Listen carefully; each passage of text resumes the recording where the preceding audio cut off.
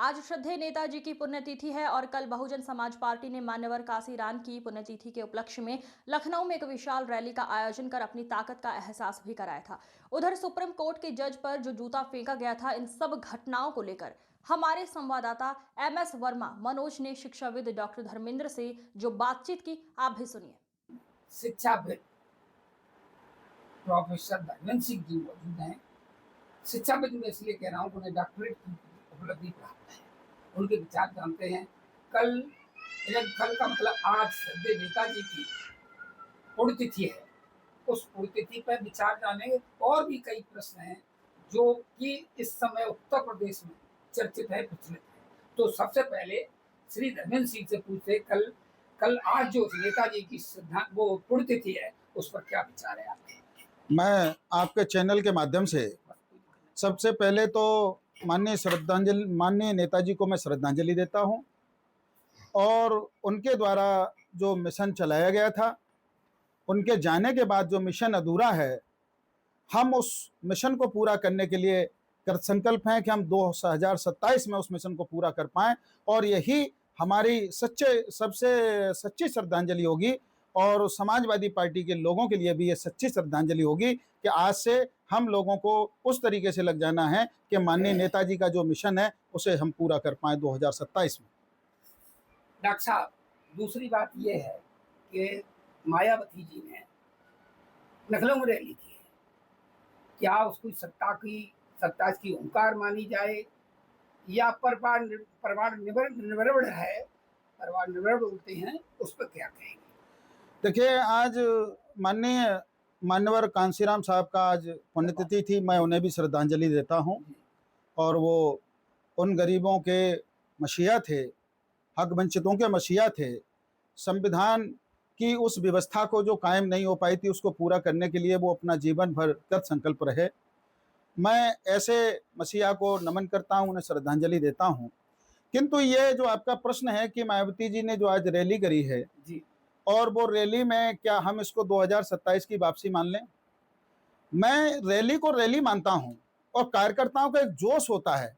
लेकिन जब वक्ता के द्वारा कोई वक्तव्य दिया जाता है और गैर जिम्मेदार वक्तव्य दिया जाता है, एक ऐसा व्यक्तित्व मतलब वक्तव्य जिसमें मंच पर आते ही भारतीय जनता पार्टी को बधाई दी जाती है जी, और भारतीय जनता पार्टी का आभार व्यक्त किया जाता है और काफी देर तक भारतीय जनता पार्टी की प्रशंसा की जाती है टिकट को लेकर के या दूसरे। तो मैं तो यह समझता हूं कि यह कार्यक्रम श्रद्धांजलि का नहीं, भारतीय जनता पार्टी को आभार व्यक्त करने का बड़ा कार्यक्रम था। और अच्छा तो तब होता कि भारतीय जनता पार्टी के कुछ लोगों से उस कार्यक्रम का फीता और कटवा लिया जाता। तो ये शायद भारतीय जनता पार्टी वाले इस बात को समझ पाते कि ये हमारे हितैषी हैं, हम इनके हितैषी हैं। रैली की बात किया, रैली को हमने भी सुना है। उन्होंने, मायावती ने मुलायम सिंह यानी अखिलेश को ये कहा है कि जब सत्ता में होते हैं तो ये दोगले हैं। दोगले शब्द बोला है, दोगला व्यवहार करते हैं। क्योंकि जब सत्ता में होते हैं तब ये कुछ बात करते हैं, जब सत्ता में आए तो उन्होंने मानवर काशीराम का जिला का नाम जो रखा था मायावती ने, उसको उन्होंने क्यों किया? और दोगले की राजनीति। देखिए, ऐसा है, किसी पर आरोप लगाना, ये मैं जानता हूं कि जब सत्ता से बाहर होते हैं तो सत्ता पक्ष जो होता है, हमें उसका विरोध करना चाहिए। हमें उन बातों का विरोध करना चाहिए। आज से 10 साल पहले या 15 साल पहले क्या कुछ घटनाक्रम घटित हुआ, राजनेताओं को ये सारी चीजें ध्यान में रखनी चाहिए। और ये छोटी छोटी बातों को लेकर के बेवजह की मतलब बयानबाजी नहीं करनी चाहिए। इस समय बात होनी चाहिए थी, मतलब जो हमारे सुप्रीम कोर्ट के जो चीफ जस्टिस हैं, उनके ऊपर जूता फेंक दिया गया। बात होनी चाहिए थी जो इस समय ग्वालियर में बयानबाजी हुई। बात होनी चाहिए थी जो दूसरे तरीके का मोटिवेशन, जो दूसरे तरीके की व्यवस्थाएं कायम करके हमारे लोगों के संवैधानिक हक और अधिकार छीने जा रहे हैं, इस पर चर्चा होनी चाहिए थी। इस पर इसकी चर्चा की तो मैं समझता हूं कोई बात ही नहीं थी।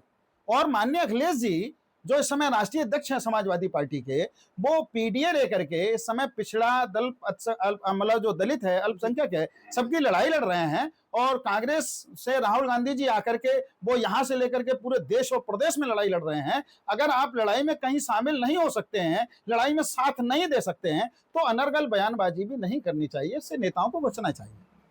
आपने पीडीए की बात की, आपने बताया कि हमारे अखिलेश जी यानी समाजवादी पार्टी पीडीए की लड़ाई लड़ रही है। क्या पीडीए की लड़ाई लड़के क्या 27 का चुनाव फतेह कर सकते हैं? बेशक कर सकते हैं, क्यों नहीं कर सकते हैं। हम लोग अगर उस पर काम करते हैं, जो पीडीए है वो 85% हो जाता है, 15% में ऐसे लोग रह जाते हैं जो असत्ता में, और वो लोग रह जाते हैं जो अपने आप को धन्ना सेठ कहते हैं। ये जो पीडीए है वो पीडीए 85% का है, और 85% जब हम लोग मतलब उसमें शामिल होंगे, एक दूसरे के हक और अधिकार की बात करेंगे, जब उनकी लड़ाई लड़ेंगे, तो हम लोग सत्ता में क्यों नहीं पहुंचेंगे। 2027 में हम लोगों की वापसी होगी, 2027 में हम लोग समाजवादी पार्टी सरकार बनाएगी उत्तर प्रदेश में। समाजवादी पार्टी लोगों का मानना रहता है जब सत्ता में आती है तो इनमें गुंडागर्दी बढ़ जाती है, और ये एक बुरा ठप्पा लगा हुआ है सपा पर। इस पर देखिए, माननीय नेताजी ने भी बहुत लोगों को रोका, बहुत लोगों को डांटा भी है, मंचों से डांटा। अभी भी माननीय राष्ट्रीय अध्यक्ष जी है, ये लगातार अगर कहीं ऐसी कोई घटना होती है तो अपने लोगों को डांटते भी हैं। ऐसे लोगों की जिनकी शिकायत की जाती है, कई लोगों को डांटा भी जाता है, उनको डांट करके दुरुस्त भी किया जाता है। ऐसी भी कई घटनाएं हैं जिनको पार्टी से निकाला भी गया, उन्होंने कुछ ऐसा किया तो पार्टी से निकाला। राष्ट्रीय अध्यक्ष जी ने कभी इस पर कोई भी इस तरीके से उनके साथ पक्षपात नहीं किया। अगर उनको ये पता चला कि ये हरकत बाजे मतलब ये गलत थी और ये जो हमारे नेताओं के द्वारा की गई, हमारे नेता के द्वारा की गई, तो अमुक नेता का टिकट भी काटा, पार्टी से भी निकाला, उनको जो है फिर दोबारा से समाजवादी पार्टी में बुलाने की भी व्यवस्था नहीं की। तो ऐसी स्थिति में जो इस समय जो ये जो ठप्पा लगा हुआ है, ये राजनीति में अलग अलग तरीके के लोग अलग अलग बयानबाजी करते हैं, लेकिन मेरा मानना है कि पीडीए इस समय चरम पर है, और पीडीए चरम पर है, और 2027 में हम लोग मतलब सत्ता में वापसी करेंगे। डॉक्टर साहब, आप शिक्षाविद हैं जी आज देश में एक बहुत बड़ा कांड हुआ है। जी। जो चंद्रचूड़ सुप्रीम जज हैं, उनके ऊपर एक जूता फेंका। देखिए, ऐसा है, सीजीआई गवई साहब हैं, चंद्रचूड़ साहब इनसे पहले थे, वो उनके उत्तराधिकारी हैं। ये सही मायने में जो जूता फेंकना है, ये बहुत ही दुखद घटना है, और ये भारतीय संविधान में इसको क्या कहा जाए, एक ऐसी अप्रिय घटना है, इस घटना ने पूरे संवैधानिक माहौल को बदल दिया। न्यायपालिका जो सम्मानित है और सर्वश्रेष्ठ है, उस न्यायपालिका के चीफ जस्टिस पर अगर कोई जूता फेंक दिया जाए, तो मैं समझता हूं कि इससे ज्यादा दुर्भाग्यपूर्ण कुछ हो नहीं सकता कि अब लोग न्यायपालिका में भी किस तरीके से विश्वास करेंगे। क्या जूता फेंक करके तुम उन न्याय और कानूनों को बदलवाना चाहते हो? क्या निर्णय में हेरा फेरी कराना चाहते हो? आप इस जूते के बाद कहना क्या चाहते हो? क्या ये चाहते हो कि जो गवई साहब हैं वो मेरे मुताबिक निर्णय करें? क्या वो न्याय पक्ष में न बैठ करके अन्याय पक्ष में बैठ करके निर्णय करें? अगर ये जूता फेंका है तो इस तरीके की अप्रिय घटना पर हमारे लोगों को बोलना चाहिए, हमारे लोगों को खुल करके सामने इसकी वकालत करनी चाहिए, और ये बिल्कुल अप्रिय घटना है। इस पर जो है, इसको देश माफ नहीं करेगा, और देश के लोगों को इसका विरोध करना चाहिए। डॉक्टर साहब, धर्म बड़ा है या न्याय? देखिए साहब, धर्म को नैतिकता से जोड़ा जाता है। पहले तो धर्म नाम की जो चीजें हैं उसको थोड़ी देर खत्म कर लीजिए। हमारा अगर कोई धर्म है तो मानवीय धर्म है, इंसानियत एक हमारा धर्म है, मानवीयता है, नैतिकता है। अगर इसको हटा दिया जाए किसी धर्म से तो वो धर्म धर्म ही नहीं रहता। आप किसी भी धर्म की बात करिए, धर्म तो लोगों ने अपने अपने हिसाब से लोगों ने मेंशन किए, और कुछ लोगों का वो मतलब कमाने का जरिया बन गया, या कुछ लोगों के मतलब कुछ लोगों के ऊपर राज करने का जरिया बन गया। अगर हम देखना चाहें तो धर्म में, किसी भी धर्म में आप बात करिए तो वो नैतिकता की बात करेंगे। तो नैतिकता को जब ये दरकिनार करके धर्म को हावी कर देते हैं, तो ऐसे समय में न्याय की तो कामना मतलब वो की नहीं जा सकती, कोई कामना नहीं की जा सकती कि न्याय रहता है। जब धार्मिक लोग कट्टरवाद की तरफ चले जाते हैं तो न्याय बिल्कुल बेकार हो जाता है, उसमें न्याय जो है जिंदा ही नहीं रहता, न्याय समाप्त हो जाता है। जी डॉक्टर साहब, जो सुप्रीमो अपने जज थे, जी दलित समाज से थे, जी जूता फेंकने वाला जो भड़का था जी वो सनातनी था। जी। अगर काश ये उल्टा होता, उस पर जज की कुर्सी पर सनातनी बैठा होता और जूता फेंकने वाला दलित समाज से होता, तो ये क्या होता, कैसे देखें? देखिए साहब, कोई भी आदमी जो न्याय व्यवस्था में विश्वास करता है, इन्होंने जो कर दिया ये दुर्भाग्यपूर्ण है। जो लोग न्याय व्यवस्था में काम करते हैं, न्यायपालिका में विश्वास है, जिनको संवैधानिक व्यवस्था पे विश्वास है, वो किसी भी कीमत पर, आज तक ऐसी घटना कभी नहीं हुई और न ऐसी कोई घटना कारित करने के लिए, ये तो ओछी मानसिकता वाले लोग हैं जिनका कोई स्तर नहीं है अपने आप को अगली पंक्ति में खड़ा करने के लिए, मतलब सनातन का हमदर्द बताने के लिए ऐसी दुर्भाग्यपूर्ण घटनाएं कारित करते हैं। क्या इससे सनातन पर प्रभाव नहीं पड़ता? बिल्कुल पड़ता है। सब पे पड़ता है, ये मानवीयता पे प्रभाव पड़ता है, संवैधानिक व्यवस्था पे प्रभाव पड़ता है, नैतिकता पे प्रभाव पड़ता है। तो कोई भी इस तरीके का जो व्यक्ति है वो कभी भी मतलब किसी भी वर्ण का, किसी भी जाति का कोई भी जब चीफ जस्टिस रहेगा तो कोई दूसरा आदमी अगर फेंक रहा है तो वो मूर्ख की श्रेणी में है, वो मवाली की श्रेणी में है, वो अन्याय की श्रेणी में है, और इसको जो है कोई आदमी बर्दाश्त नहीं करेगा। संवैधानिक व्यवस्था में जो विश्वास करने वाले लोग हैं वो कतई इस चीज को विश्वास नहीं करेगा इस पर। जूता फेंका गया जी।